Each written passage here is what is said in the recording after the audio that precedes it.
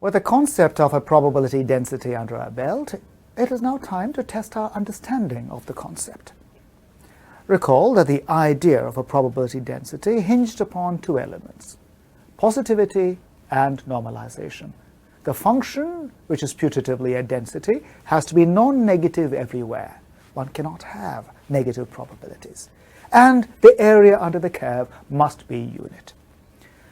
Once a density function is specified, much of the probabilistic content and flavor is exhausted, and now it usually becomes a matter of the calculus, dealing with the properties of a function and computing various integrals. So, with this under our belt, let us promptly test our understanding on three possible functions. I've distinguished them by calling them P1, P2, and P3, and your task is to determine which, if any of these, is indeed a density. Pause the lecture, have a go at it, and come back when you're ready to see what the analysis unfolds. So, let us begin with the function P1. Now, this is a simple enough function. I've given you a polynomial form in a certain range, and of course one can certainly integrate this. And if you do, you'll find that the area under the curve is unit. This looks promising. But, as the mathematician George Polya reminds us, it is always wise to draw a picture. And if we do, and we examine the graph of this function, it becomes manifest that this function actually takes negative values in certain ranges. And therefore, it cannot possibly be, whatever it is, a probability density. This function violates positivity, and therefore it is not a density. Well, let's move on then to the function that I've called P2, and we promptly look at the graph of the function. From the point of view of positivity, this is unexceptionable. It is clear that this function is going to be non-negative everywhere. It is 0 in the negative half of the real line, and on the positive half, both x and e to the minus x are positive functions, and therefore you get a positive function. The question now is this indeed properly normalized? Remember, the probability of the whole space has to be unit. Is the area under the curve unit? Of course, this leads to an elementary integral in the calculus, and let me just walk our way through this. So we want to look at the area under the curve of P2. Now P2 is 0 for the negative half of the line, and therefore the only portion of the integral that contributes is in the positive half of the line, and in there the function is defined as x times e to the power minus x. Now this looks like the integral of a product of two functions, and that reminds us of an integration by parts. You remember the integration by parts formula. The integral of u times dv is u times v minus the integral of v times du. Identify u with x, v with negative e to the minus x, and we are home free. Run the integration by parts formula through this, and we get two terms on the right. The first term evaluates the function x e to the power minus x at the limiting point of 0 and infinity. And a look at the graph tells us immediately that at both limiting points, the function is going to be identically 0. At 0, x contributes exactly 0. At infinity, x blows up, it is true, but e to the power minus x squashes it with a firm hand. And so we have no contribution from the first term on the right. The second term, well, let's just reassemble it, combine the two minus signs, and obtain a simple exponential integral over the positive half of the line. Of course, you might recognize here the exponential density, but doing the integration doesn't cost us much distress. It's a simple exponential integral. We evaluate it, and we observe that the area under the curve is exactly unit. We've discovered that P2, in fact, is a density. This is an example of what is called a gamma density. It occurs in the theory of Q's. It occurs in the modeling of waiting times for chance-driven events. We will see it arise in a less mysterious way when we get to Tableau 10, Part 2, and we'll find the connection between these densities and Q's and the distribution of bomb hits in London during World War II. Let's now proceed to the third example, the function I've called P3. We promptly plot its graph. We find it's positive everywhere. It looks a little strange, to be sure, but clearly the function is, in fact, strictly positive everywhere on the real line.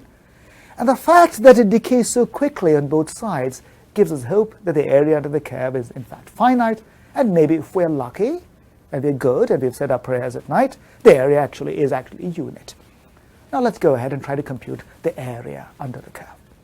Right? So let's write down the integral of P3 over the whole line. Now, P3 has got support over the entire line, so write down the functional form over the whole line, and we get what looks like a formidable looking integral. You have an exponential and a second exponential in the exponent. Ouch. But no matter, let's pause for a little bit. What we have is an exponential, and in the exponent we have a difference of two terms. Recall that e to the power a plus b is e to the power a times e to the power b. We can separate the exponent into two exponentials and just write it out as a double exponential times a single exponential. Now this looks promising. Admittedly, it still looks complex, but it is promising. We might try a simple change of variable, and let us try this without further ado.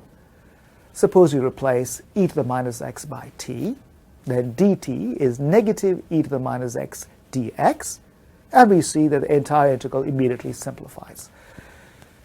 The integral becomes, the first term is now in the exponent, we have t, so we have e to the minus t as the first term in the integrand. And then the second term just becomes negative dt. That's beautiful. What about the limits of integration? When x goes to minus infinity, e to the power minus x goes to plus infinity. And when x goes to plus infinity, e to the power minus x goes to 0. So the integral limits go from plus infinity to 0.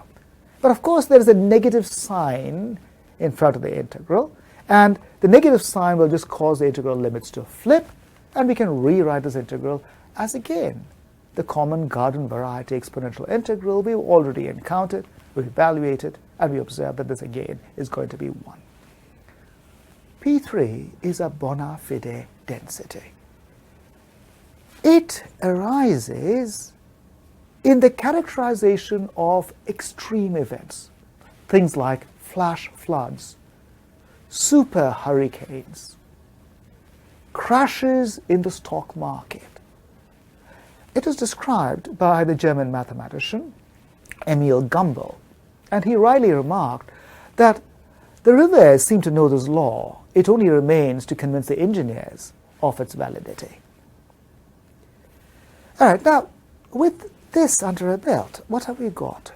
We observe that a density is a function which is positive and is suitably normalized. Its antecedents are in discrete experiments where we have a chance experiment which puts mass at a discrete sequence of values, and each value then has a proper mass attached to it. When we segue to the continuum as a limit of discrete experiments, then masses segue naturally to mass densities. And what then is a mass density? It is something which has got units of mass per unit length. Mass is now scattered densely across a region. The key properties are that it is positive, it is non-negative everywhere, and that the area under the curve is unit. So this gives us a strong geometric feel for probabilities in the continuum. Of course, we pay a price, and the price we pay is that an ordinary sum has now become an integral. But this should cause us no great alarm. Okay. After all, the sign for an integral, an s, an elongated s, is there to remind us of its provenance as a sum. We owe this to the mathematician Gottfried Wilhelm Leibniz, and on October 29, 1675, Leibniz, one of the two fathers of the calculus, wrote these prophetic words: utile erit scribit S pro omnia. And translated from the Latin, this means it is useful to write S for some. As the statistician Mike Steele has admiringly remarked, few people have been so right for so long. The proper abstractions, the proper notations serve admirably as a tool to focus thought. And this notation of Leibniz for an integral reminds us that what we're appealing to is a basic principle of additivity, a summation.